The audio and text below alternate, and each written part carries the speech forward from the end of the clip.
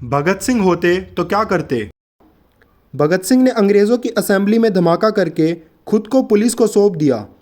कोई ज़रूरी नहीं था खुद को पुलिस को सौंपना। पहले कितनी ही बार आसानी से पुलिस को चकमा दे चुके थे। फिर क्यों इस बार अपनी इच्छा से फांसी के फंदे को चुन लिया उन्होंने। उनसे पूछा गया तो बोले, मैं मर इसलिए रहा हूँ क्योंकि मेरे मरने से ही ये बात जन जन तक पहुँच पाएगी। अगर मैं ज़िंदा रहा तो कुछ ही लोगों तक मेरा असर पड़ेगा, पर यदि मैं शहीद हो गया तो मेरा संदेश का प्रचार करोड़ों लोगों तक हो जाएगा। इसलिए फांसी चुनना ज़रूरी है। इतना बड़ा होता है सामाजिक काम में प्रचार का महत्व। भगत सिंह ने इतना बड़ा निर्णय इतनी स्पष्टता के साथ लिया क्योंकि वे जानते थे कि जब वे पकड़े जाएंगे तो उन्हें अंग्रेज़ी शासन के होते हुए भी अदालत में अपनी बात कहने का मौका मिलेगा। साथ ही उस समय का मीडिया उनकी बात को जन जन पहुंचाने में उनकी मदद भी करेगा। अपनी बात लोगों तक पहुंचाने के लिए उन्हें किसी तरह का ऐड दिखाने की ज़रूरत नहीं पड़ेगी। पर आज परिस्थिति वैसी नहीं है। देश, समाज, मीडिया सब कुछ बदल चुका है। आप हो सकता है दुनिया की सबसे क्रांतिकारी बात कर रहे हों, लोगों के भीतर विवेक जागृत कर रहे हों, सामाजिक कुप्रथाओं का पुरजोर विरोध कर रहे हों, एक बहुत बड़े वर्ग के उत्थान के लिए आवाज़ उठा रहे हों।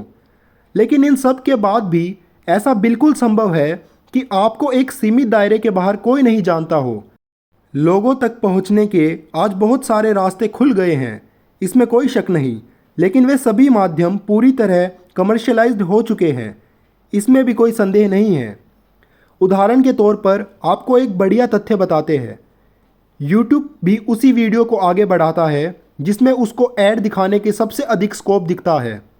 जितना मसालेदार वीडियो, उतने लोगों को वो वीडियो अपनी ओर खींचेगा। और मसालेदार सामग्री के बीच हर तरह का विज्ञापन लोगों को दिखाया जा सकता है। फिर मसालेदार कंटेंट को दिखाने वाले व्यक्ति के सजेशन में ऐसा कोई वीडियो डालने से ज़्यादा संभावना है कि वो वीडियो खोलेगा और उसी से उसके ऐड देखने की संभावना भी बढ़ती है। यूट्यूब खुश, विज्ञापनदाता खुश, आम आदमी का क्या? कुछ नहीं, वो तो वैसे ही सोया हुआ है। ये तो सिर्फ एक उदाहरण है। आप किसी भी प्रकार के मीडिया के विषय में पड़ताल करेंगे तो आपको ऐसा ही एक चक्र दिखाई देगा, जहां अधिकतम लोगों तक क्या बात पहुंचानी चाहिए वो इससे निर्धारित नहीं होता कि बात कितनी ऊंची है, बल्कि इससे निर्धारित होता है कि आप दाम कितना चुकाने को तैयार है। अगर आपके पास मोटा दाम देने की क्षमता है तो बेकार से बेकार बात भी पूरे देश को रात के खाने के साथ देखने के लिए मजबूर किया जा सकता है। और आप यदि थोड़ा आँख खोल कर देखेंगे तो अपने आसपास ऐसे कई उदाहरण पाएंगे। फिर क्या करें ऐसी परिस्थिति में? यदि बात करें भगत सिंह की, तो भगत सिंह बहुत ऊंचे थे। उनकी तरह हम क्रांति के प्रचार के लिए जान तो नहीं देंगे, क्योंकि आज के समय में जान देने के बाद भी बात लोगों तक पहुंचेगी या नहीं इसकी कोई गारंटी नहीं है। लेकिन इतना ज़रूर है कि ज़िंदगी हमने सत्य के प्रचार प्रसार के नाम कर दी है। अंधविश्वास, झूठ, कमज़ोरी और दुख बहुत फैल गए हैं। इनको हराना ही चाहिए, यही हमारा मिशन है। बात साफ है, आपकी संस्था को संसाधनों की ज़रूरत है। मात्र भारत देश के ही लोगों तक पहुंचाने हेतु ही सैकड़ों करोड़ रुपए की राशि चाहिए।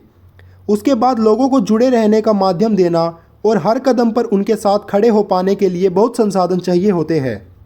इसके बिना बात नहीं बनेगी। देखिए, हम आम लोग हैं। हम भगत सिंह की तरह जान नहीं दे सकते, शायद क्रांति को हम पूरा जीवन भी समर्पित नहीं कर सकते, लेकिन इतना तो कर ही सकते हैं कि दिल खोल कर सच के प्रचार को संसाधन दे। और शहीद भगत सिंह अपने लेख मैं नास्तिक क्यों हूँ में लिखते हैं, किसी स्वार्थपूर्ण इरादे के बिना, इहलोक या परलोक में कोई पुरस्कार पाने की इच्छा के बिना, बिल्कुल अनासक्त भाव से मैंने अपना जीवन आज़ादी के उद्देश्य के लिए अर्पित किया है, क्योंकि मैं ऐसा किए बिना रह नहीं सका। जिस दिन ऐसी मानसिकता वाले बहुत से लोग हो जाएंगे जो मानव सेवा और पीड़ित मानवता की मुक्ति को हर चीज़ से ऊपर समझकर उसके लिए अपने आप को अर्पित करेंगे, उसी दिन आज़ादी का युग शुरू होगा। जब वे राजा बनने के लिए नहीं, इहलोक में अगले जन्म या मृत्यु के उपरांत स्वर्ग में जाकर कोई अन्य पुरस्कार पाने के लिए नहीं, बल्कि मानवता की गर्दन पर रखा दास्ता का जुआ उतार फेंकने के लिए और स्वतंत्रता एवं शांति की स्थापना के लिए दमनकारियों शोषकों और अत्याचारियों को चुनौती देने की प्रेरणा ग्रहण करेंगे। तभी वे इस मार्ग पर चल सकेंगे जो व्यक्तिगत रूप से उनके लिए भले ही खतरनाक हो, लेकिन उनकी महान आत्माओं के लिए एकमात्र गौरवपूर्ण मार्ग है।